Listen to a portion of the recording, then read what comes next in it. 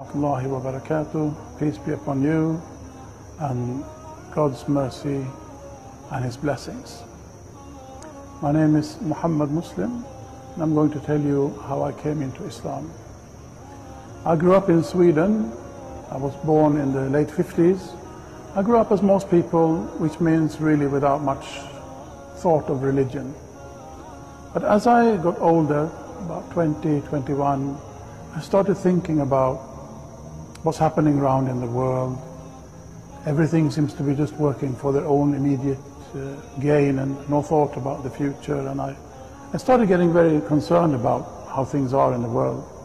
And without really having been particularly interested in religion, or rather I used to say that I was actively disinterested in religion, I started pondering over what's the meaning of life, what happens after death, etc., all these big existential questions.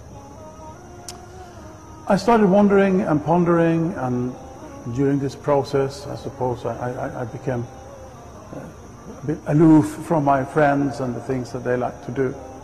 And after a lot of thinking, I came to a few conclusions. One was that there has to be one truth.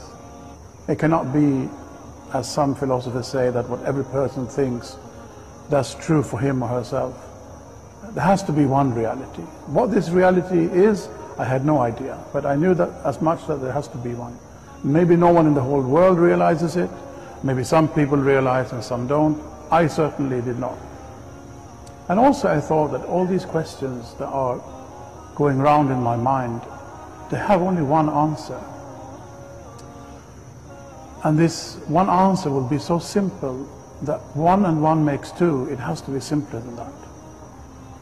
But after this, it was as if there was a barrier. I could not get any further just by thinking and pondering and wondering by myself, as if I needed some outside assistance. There was a wall that I could not scale.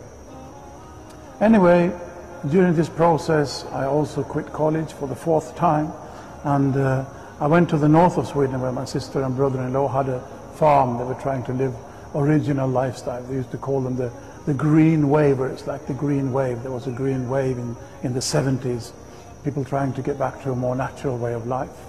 So they had this goat farm in the north of Sweden, living a very traditional, old-fashioned life. I went there to live with them and found a little cottage up in the forest on a mountain and started living there all by my own. Every so often I'd come to my sister for some company and some food. And one day when I was sitting in my sister's house, this man walked in through the door. And he had a big beard, an enormous turban on his head. And it was something I'd never seen the like of. I had never really heard about Islam. If someone would have asked me, what is Islam, or who is Muhammad, what is the Quran, I would have had no idea what to answer. Anyway, this man came in and we started talking and chatting a bit. And to make a rather long story short, when I was going up to my little cottage in the evening, he followed me.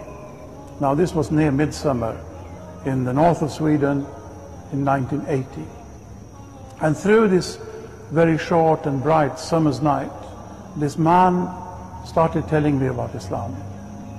I don't really remember what he said, but I do remember the impression that he left me with. I got this impression that this man, who was rather older than I was at that time, I was 21, he was in his maybe early or even late 40s. I was almost compelled to ask him that you have lived in this country for such a long time, how come you can have such a soft heart? Now this must be rather a strange question to ask someone that you have known for a total of a few hours, but his answer was even more strange, because he said, I don't know if I can explain it, but maybe I can show you. And he stood out there in my little room. There was only one room really in the cottage.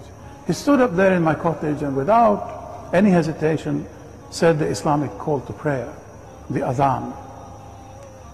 And then he started saying his prayers. I realize now it must have been the morning prayers. Having talked through the night, this was time for the morning prayers. And as I was sitting there on my little kitchen, traditional Swedish kitchen settee, of a wooden settee, I was sitting there cross-legged in a corner of the settee, and he was now praying in front of me, showing me how to keep your heart soft in this harsh and cold world. But it was so powerful, it was overawing. Out of awe, I was not even able to watch. I had to lower my gaze.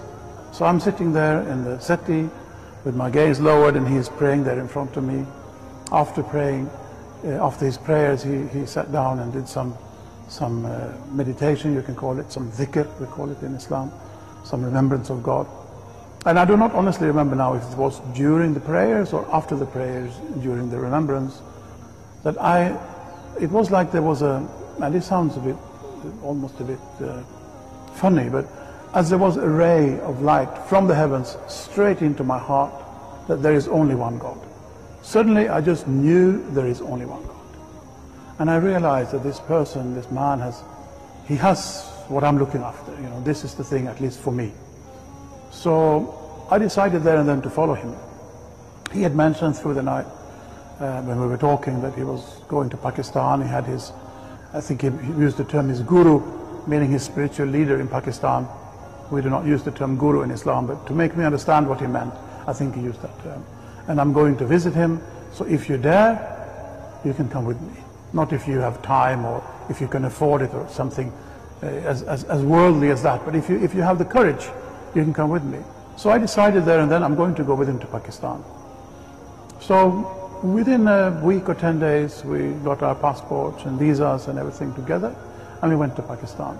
But it was really this night somewhere very near midsummer in the north of Sweden that it happened to me. I can honestly say that in the evening I had never heard about Islam, and in the morning I was a Muslim. Already the same day he taught me the prayers, he taught me the ablutions in a very beautiful way, and that's the way it went. I went with him to Pakistan, spent my first Ramadan, my first fasting month in Pakistan, traveled with him to Morocco, spent 3 months in Morocco, and both with him and